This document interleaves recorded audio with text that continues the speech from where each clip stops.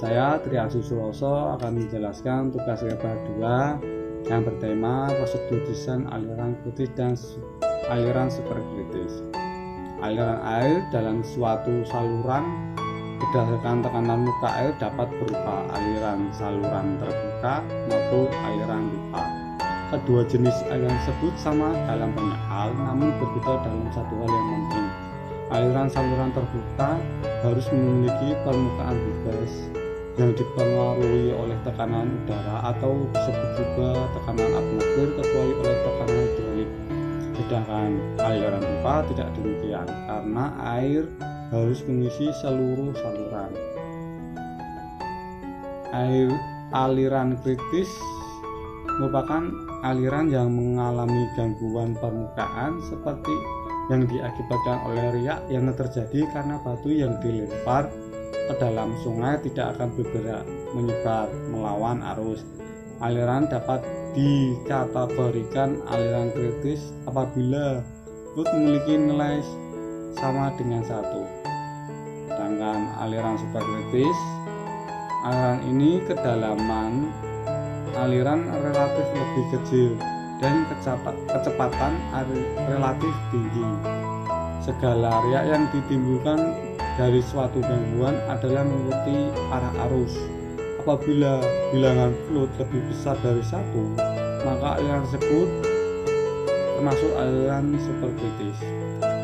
Gambar analisa saluran, ada aliran saluran terbuka dan aliran pipa. Bahas aliran kritis. Ada penampang kritis adalah suatu penampang dari saluran di mana alirannya adalah aliran kritis. Hal ini dapat ditunjukkan dengan gambar di bawah ini. Prosedur desain aliran kritis. Pertama, tinggi kecepatan pada aliran kritis adalah setengah dari kedalaman kritis. Kedua, kedalaman kritis adalah 2/3 dari energi spesifik. Bilangan flow adalah 1 pada aliran kritis. Sedangkan aliran superkritis, aliran dalam kedalaman saluran kurang dari kedalaman kritis, kecepatan aliran lebih besar dari kecepatan kritis, dan kemiringan saluran juga lebih besar dari kemiringan kritis yang dikenal sebagai aliran superkritis. Ada contoh gambar dan rumus perhitungannya. Dan prosedur desain aliran superkritis itu, pertama, bangunan aliran harus dapat merubah ketinggian karena adanya bangunan melimpah dan berpengaruh pada karakteristik alirannya. Di mana semakin tinggi muka air maka semakin besar kecepatan yang terjadi.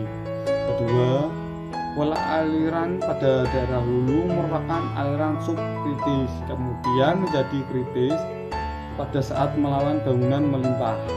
Setelah melewati bangunan superkritis, dapat berangsur menjadi normal kembali pada saat berada di daerah hilir.